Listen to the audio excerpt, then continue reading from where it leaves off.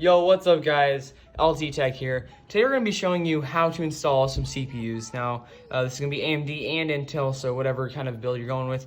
Right now, I recommend AMD CPUs if you are thinking about buying one as well. It's better price to performance and security and all that. So, just going to be showing you kind of if you're a new builder or something like that, how to kind of just install CPUs. So let's get into it.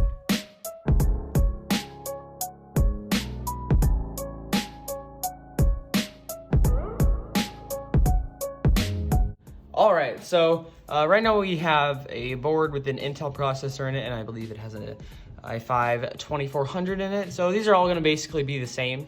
So I have it pre-installed already, but we're just going to pull it out just in case you already had one in, you're swapping it out. So what you want to do when you are pulling a CPU out is you want to kind of grab it right here and lift right up on it. Now these pens right here, they are very fragile, and if you bend one, it can be very, very difficult to bend it back or anything on here. So this is what typically the bottom of a Intel CPU would look like. So what you honestly want to do, most of the time I kind of go by the slots or the indents right here. That's a good way to go by it, but there's also a little triangle right here that you kind of want to align right here. So there might be a little small triangle. So once you do that, you want to kind of do the same thing the way you picked it up. You just want to set it right on in there, and then you just want to kind of set it just like that. So then once you have it like that, you kind of just put this thing down. You don't want to do it too hard so you don't damage any of the boards, circuits, or anything like that. So just pop that down. Now this is just going to be your retention arm. If you are having a new motherboard, leave the little black piece or whatever kind of plastic piece right here. Leave that there. When you push it down, the CPU will stay in there and the black piece will fall out. So if that falls out, no worries. Now that is basically how you install an Intel CPU. Now when you are putting the CPU cooler on, I recommend for Intel CPUs, you can use whatever you are. Applicators work really nicely to spread out the thermal paste nice and evenly, then screw the cooler back on. So you would just set the cooler back on, and when you do screw the cooler back on, I know I'm not going to screw it on, but you want to do it kind of in corners so you do not damage the CPU in any way. You just want to make it even pressure. So now let's hop into how to install a Ryzen CPU.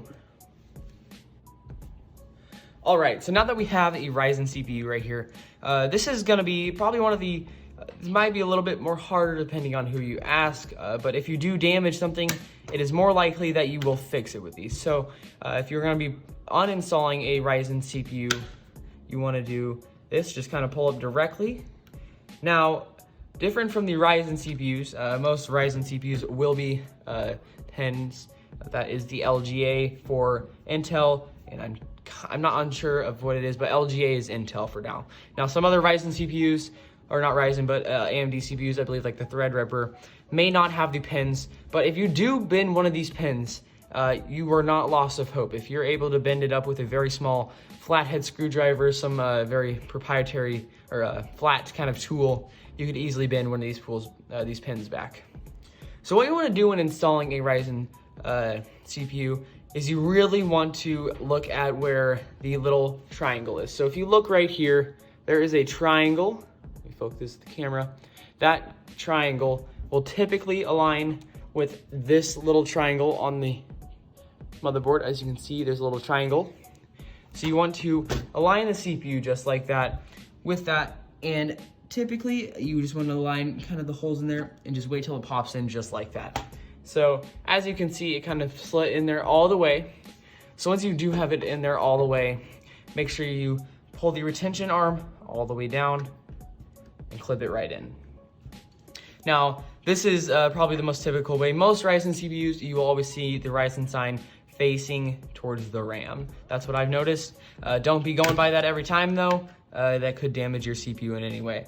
Now again, with the pins on the CPU, they are more likely to be fixed than the Intel. So if you guys did enjoy this video or have any other questions, I'm gonna be trying to do some how-tos and just kind of overall computer building for all kind of the people that are just getting into it, who have questions or don't know what to do.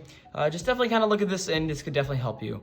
I'll try to push out more videos on every kind of aspect of a computer. But I hope you guys enjoyed the video. Be sure to like, dislike, subscribe. Leave a comment for any other ideas if you'd like for a video. But I hope you guys have a nice rest of your day, and I'll see you guys later. Peace.